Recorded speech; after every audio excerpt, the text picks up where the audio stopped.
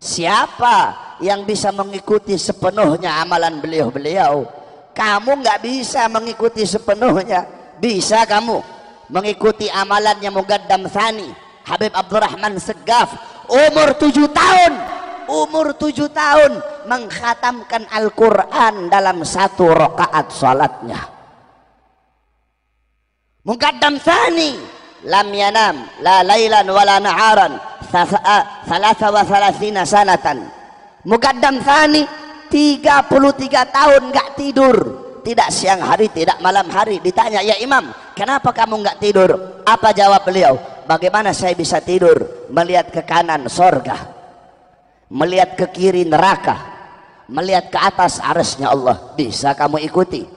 Bisa kamu ikuti Fakhrul Wujud Syekh Abu Bakar bin Salim, 40 tahun sholat subuh dengan wudhu isya.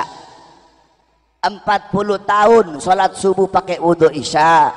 Al-Imam Muhammad Maulad Dawilah 15 tahun sholat subuh pakai wudhu isya.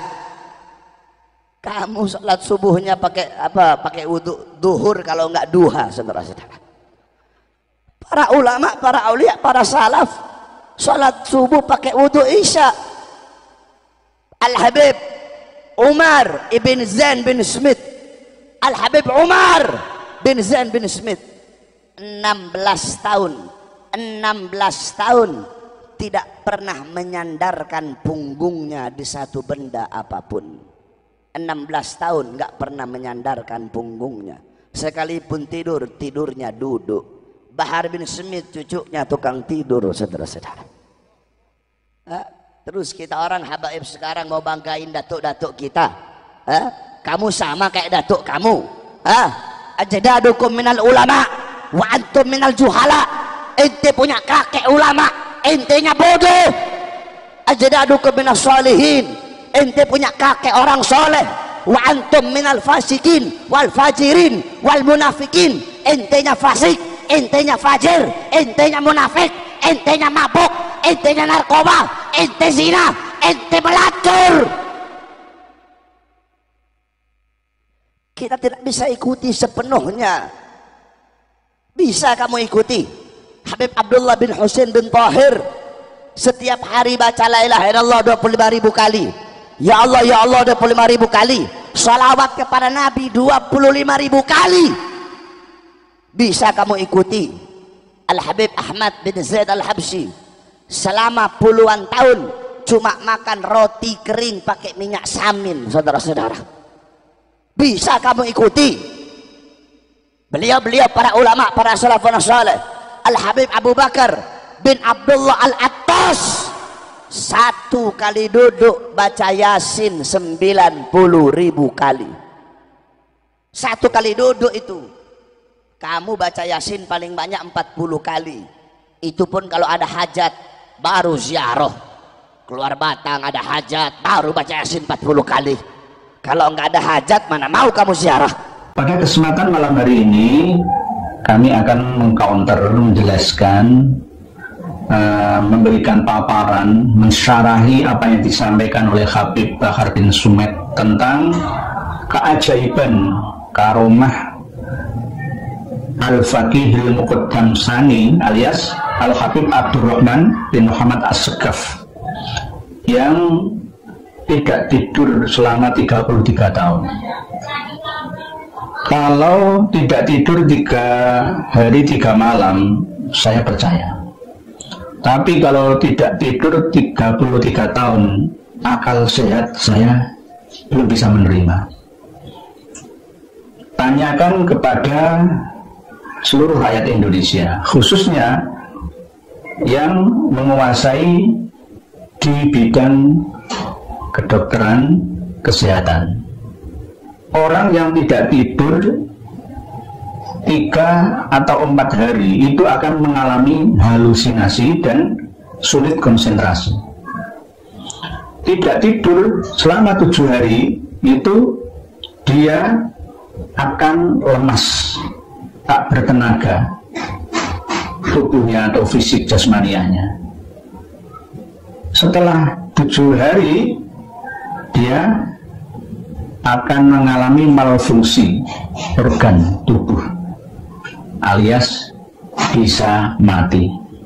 Nah, ini ada cerita karangan bebas dari Habib Bahar bin Sumed. Tidak hanya Habib Bahar bin Sumed, mayoritas Habib. Begitu juga Habib Al-Aidrus itu juga bercerita dengan cerita yang sama. Cerita ini tidak baru saja saat ini, sejak dulu 5 tahun yang lalu, dan bahkan secara sambung renteng tasalsul silsilah rantainya, mata rantainya itu sejak dulu, bahwa memang sudah kita ketahui para habib itu senengannya bikin karangan cerita bebas sendiri dan minta dipercaya. Dan anehnya jamaah pendengar pengikut para santrinya itu juga oh saja. Ini kan yang aneh dan ajaib, aneh dan nyeleneh, mantok-mantok begitu, mantok-mantok. Habib Abdurrahman bin Muhammad As-Segaf tidak tidur selama 33 tahun. Pas kalau mau tidur itu ya pas menghadap miring ke kanan itu melihat surga beserta kenikmatan fasilitasnya, dan ketika miring kiri itu melihat neraka beserta penghuninya dan isi-isinya, dan jika melihat ke atas itu melihat Arsyur Rahman, singgasana arasy Gusti Allah. Akal sehat manakah yang bisa mempercayai ini? Apakah ini ada dasarnya dari Al-Quran, dari hadis Nabi, atau tidak? Terus sebab itu malam hari ini saya bawakan kitab Jalailul Bukhari, khusus yang membahas tentang babul kadhibi fin nasabi wa ru'ya, tentang dusta, tentang nasab dan mimpi.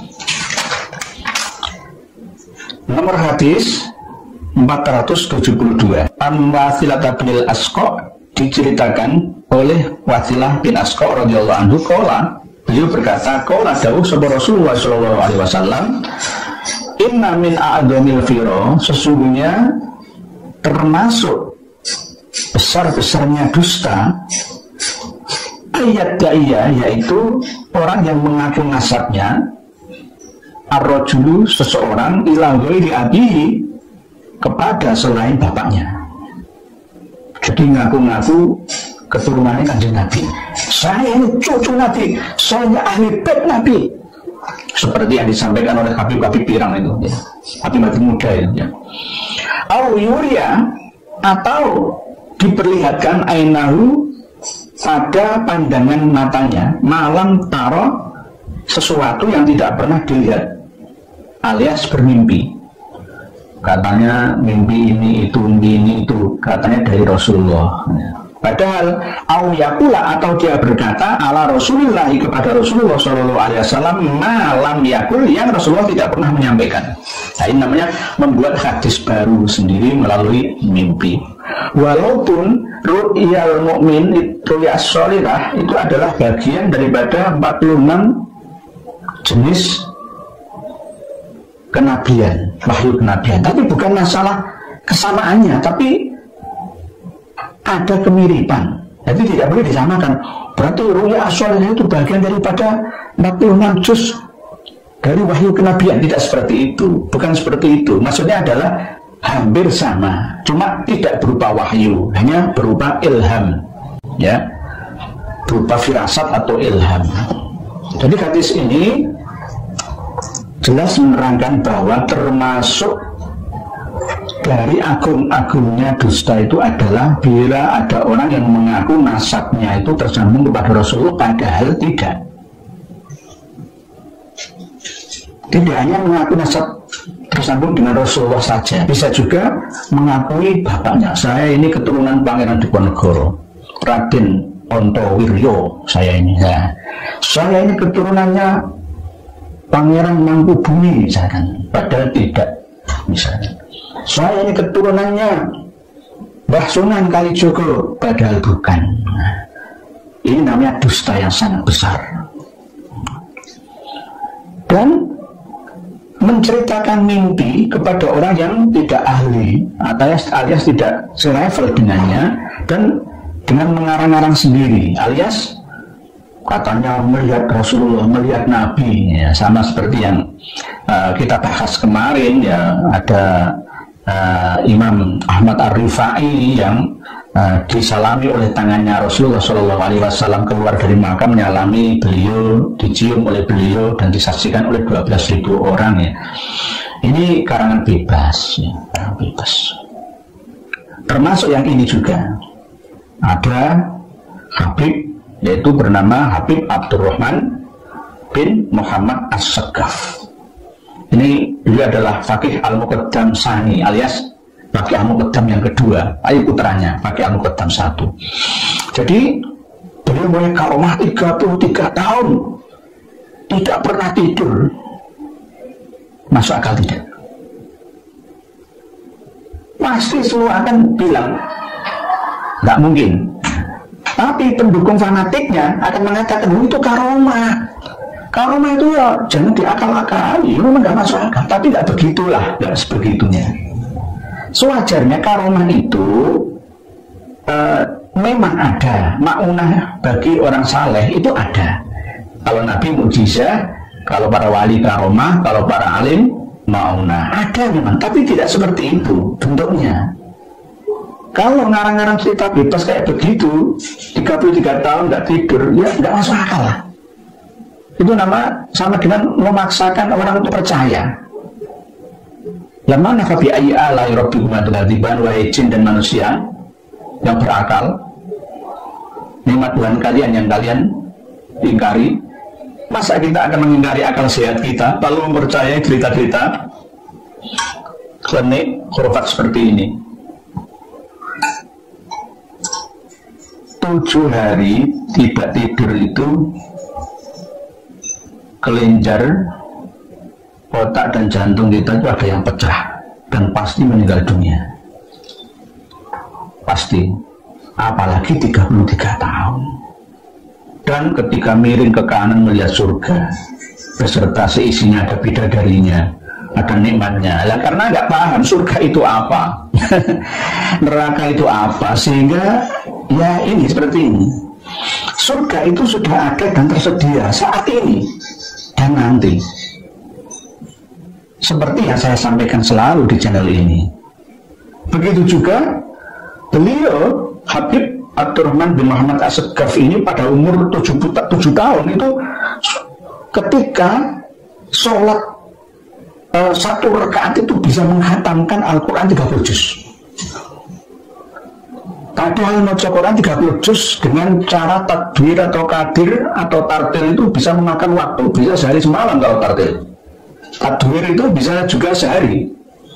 Kalau kadir yang tua banget atas itu ya bisa 10 jam lah. 1 jamnya 3 juz lah ya. Coba banget itu sudah. Nah ini beliau pada waktu usia 7 tahun itu sholat 1 rakaat menghatamkan Al-Quran 30 juz. Berapa jam sholatnya? Kalau dia membaca surat Al-Ikhlas 3 kali, kan sama dengan menghatamkan Al-Quran 1 kali. Saya percaya. Yang pertama tadi, kalau Habib Abdurrahman bin Muhammad As-Saggaf itu tidak tidur 3 hari 3 malam, saya percaya. Tapi kalau tidak tidur 33 tahun, jangan paksa saya untuk percaya.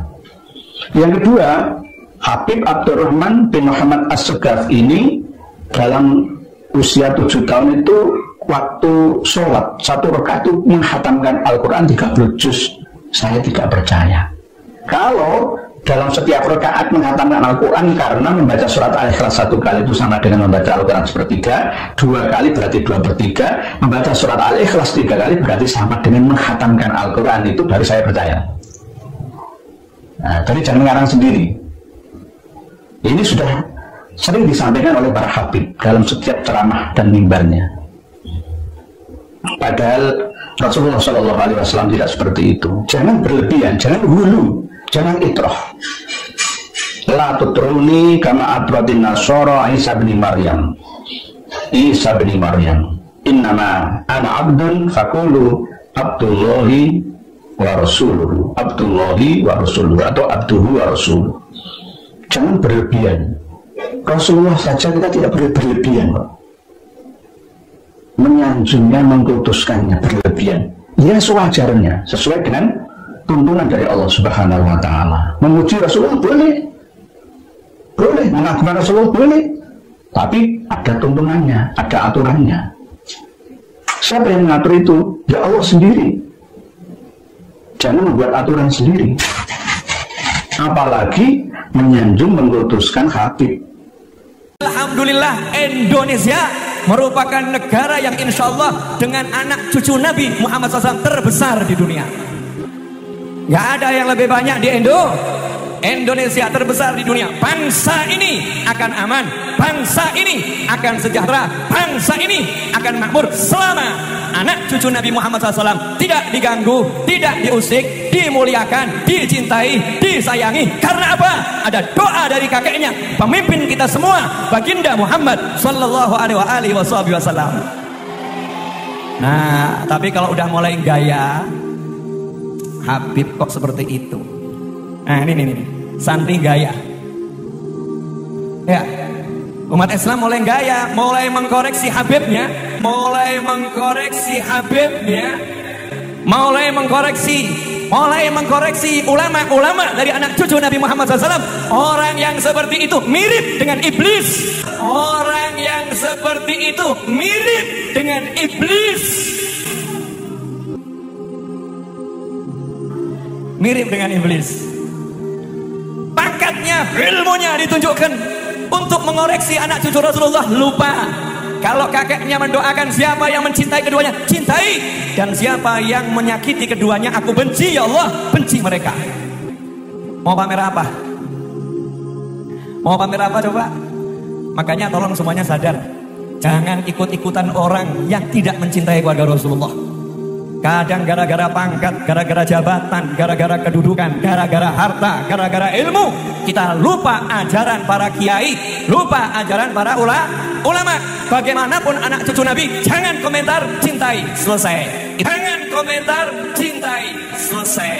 Itu tugas umat. Gara-gara macam-macam jadi lupa, gara-gara macam-macam jadi merasa punya sesuatu, kemudian dia berani menghakimi anak cucu Nabi Muhammad SAW.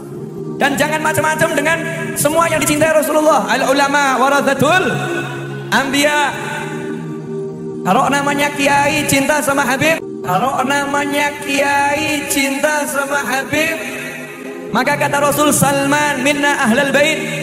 Salman itu orang Persia, orang biasa. Sama Nabi dibilang itu keluarga saya, itu ahlul bait saya. Kenapa? Karena Salman sangat cinta kepada keluarga Nabi Muhammad Sallallahu Alaihi Wasallam. Kalau kiai cinta keluarga Nabi, sama Nabi langsung dimasukkan, engkau keluargaku.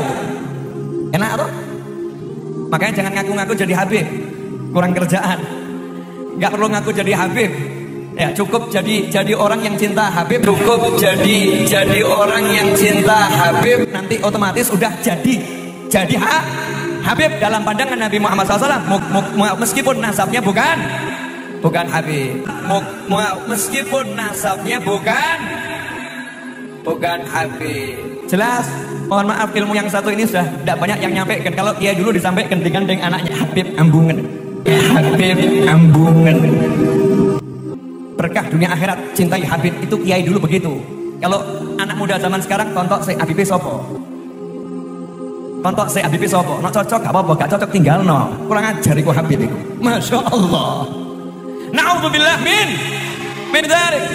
Jangan lupa, umat Islam di jagat raya sholatnya tidak akan diterima oleh Allah Subhanahu wa Ta'ala, meskipun sholatnya nangis sampai keluar air mata darah, kalau tidak mau mendoakan Habib. Kalau tidak mau mendoakan Habib. Allahumma sholli ala sayyidina Muhammadin wa ala ali sayyidina kama shallaita ala sayyidina wa ala ali sayyidina. Harus mendoakan keluarganya Rasulullah. Kalau tidak mau mendoakan keluarga Rasulullah, sholatnya tidak diterima oleh Allah.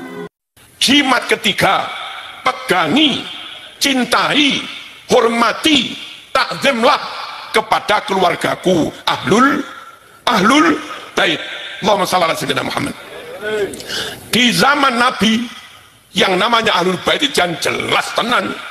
Nabi piyambak, Sayyidina Ali, Siti Fatimah, Hasan, Husain, kui Ahlul Bait. Setelah Nabi sedo, ada anak cucu keturunan Nabi atau dzurriyyah, tahun-tahun 1 abad lah, sopo anak putune Nabi sik genah. Setelah Imam Husain ada Imam Ali Zainul Abidin, niki buyute Kanjeng Nabi. Setelah Imam Ali Zainul Abidin lahir anaknya Imam Bakir, kui canggai Nabi. Setelah Imam Bakir lahir putranya Imam Ja'far Shadiq, kui mari canggai apa? Warenge Kanjeng Nabi. Terus sampai kira-kira 200 tahunan, 2 abad hijrah lebih sedikit, niku keturunan Nabi sopoi sejelas sampai Imam 12 kalau di Syiah. Nah, mari ngono setelah ratusan tahun rodok ruwet.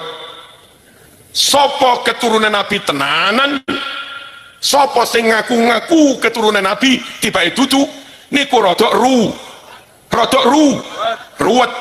Para rawuh, abad keempat terbit buku catatan anak putune Nabi. Di situ tercatat, nyuwun sewu, Ahmad Al-Muhajir tercatat mung duwe anak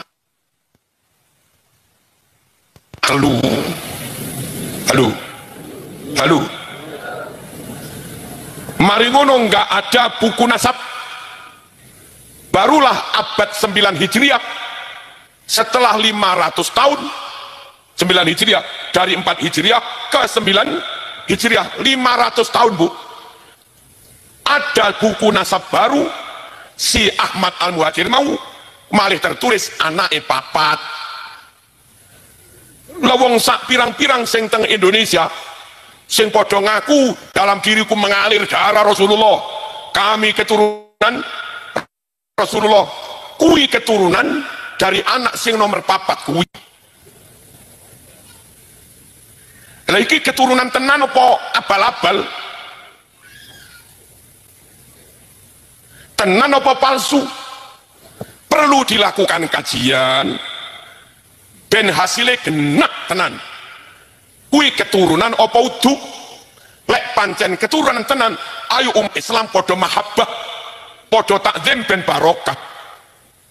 Lek tiba duduk keturunan, ya nggak harus wong duduk keturunannya Kanjeng Nabi. Halo para rawuh, Marzuki bukan ahli nasab, tapi Marzuki sangat mengerti, sangat memahami bahwa kajian nasab itu penting. Kenapa penting? Satu, ada perbedaan di lingkungan para habaib yang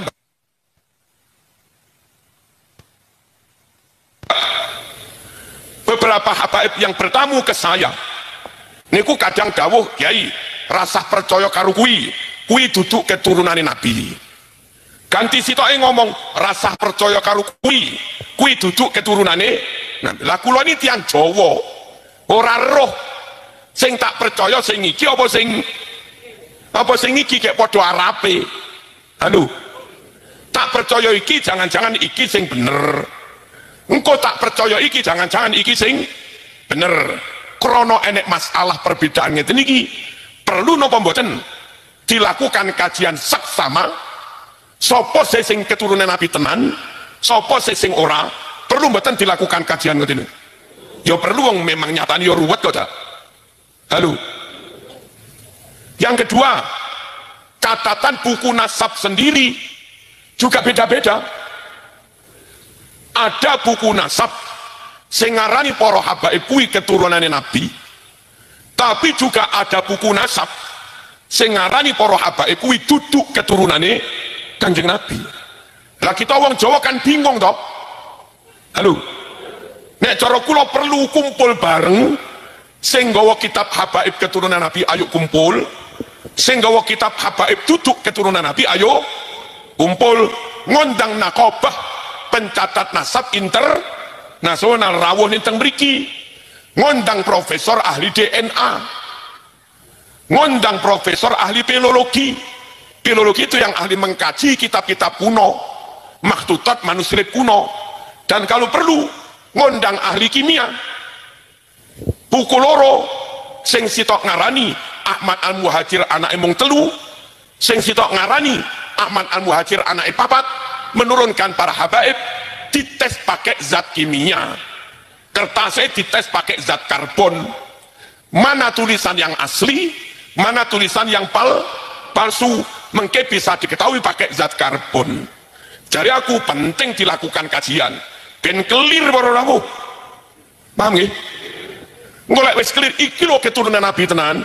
Lah kuwi jimati wong Islam, cekal Quran, cekal sunnah, arep mantu sowan wong njaluk donga sing mok suwane kuwi jan keturunane Nabi tenan, tungane yo mandi ngono lho. Lek ora dicek tenan kadung mok suwani ke amplope 1 juta dikira keturunan Nabi ben mandi, lah tibake keturunane kenaro brejan. Paham mboten? Penting dilakukan kajian ben jimat nomor 3 niku padang ngoten lho. Jadi jelas. Allahumma shalli ala sayyidina Muhammad. 2 hari yang lalu kula ningali uploadan salah satu tokoh, ini tokoh menika dengan PD-nya mengunggah ini loh nasab saya sambung sampai Nabi. Nah kula plototi para rawuh bin fulan sampai Kanjeng Nabi. Akhirnya ditemukan 2 kejanggalan. Kejanggalan pertama, fulan bin fulan. Setelah fulan namanya kita cek di buku nasab, fulan bapaknya namanya kita cek di buku nasab, lah kok iso laire anake lebih dulu daripada laire bapake. Beliau bermasalah ngeten iki. Halo. PD duwe catatan nasab pun belum ada jaminan benar, wong nyatane juga ganjil. Yang kedua, keganjilan kedua, fulan bin fulan dicek di buku nasab, fulan dengan fulan anak bapak mung kacek 3 tahun. Lah mosok masuk akal bapake karo anake umure mek kur kacek 3 tahun, apa iso duwe anak bayi umur 3 tahun? Lalu perlu dilakukan kajian ini, perlu. Wong pancen ada masalah belum clear. Allahumma shalli ala sayyidina Muhammad. Lalu tentang sopo sing ngaku, lamun enek wong Jogja ganteng, pinter, toto kromone sae, bahasane halus, kelihatan sekali berdarah biru, ngaku keturunan Hamengkubuwono, ya pantes lho wong pancen wong Jogja, gitu. Tapi bareng wong Papua ngaku keturunan Hamengkubuwono, lho prayojan angel dipercaya. Ngene apa nggih? Wis mikiro saiki. Kanjeng Nabi kuwi Mekah, Sayyid Maliki Mekah, padha Mekahe. Nabi sukune Quraisy, Sayyid Maliki sukune ya Quraisy, padha. Nabi margane Bani Hashim, Sayyid Maliki margane juga Bani Hashim, padha. Nabi gagah ganteng, nyawang Sayyid Maliki yang ganteng merawuh, pantes lamun keturunane Kanjeng Nabi. Kanjeng Nabi fatonah pinter, sembarang ilmu roh. Sayyid Maliki yang ngalim pol, wah jan Nabi jembar dodone, akhlake sae. Sayyid Maliki ya akhlake ya sae. Wong kados Sayyid Maliki niku lho, lamun ngaku keturunan Nabi, dipercayai penak lho. Gitu? Podo Mekahe, podo suku Quraisy, podo Bani Hashim. Nabi ganteng, Sayyid Maliki yo ganteng. Nabi akhlake sae, Sayyid Maliki akhlake yo sae. Nabi sabar alus, Sayyid Maliki yo alus. Ngene iki lho lek ngaku keturunan ini jan yo pantes dong. Lagi nyuwun sewu, Nabi Mekah dheke Yaman, negarane wis beda halu. Nabi sukune Quraisy, piyambake sukune Qahton. Nabi sukune Quraisy, piyambake sukune Tamimi. Nabi sukune Quraisy piyambake Al-Qatiri dan macam-macam. Margane ya beda. Nabi sanes apa pokoke ngono kuwi lah. Nabi Hasimi lebih nalare piye, orang dari bangsa yang beda, dari suku yang beda, dari marga yang beda, kok ngaku keturunane Kanjeng Nabi. Kuwi carane percaya piye? Kecuali punya bukti, kilo tes DNA saya podo. Repotnya bangsane beda, sukune beda, dites ra gelem.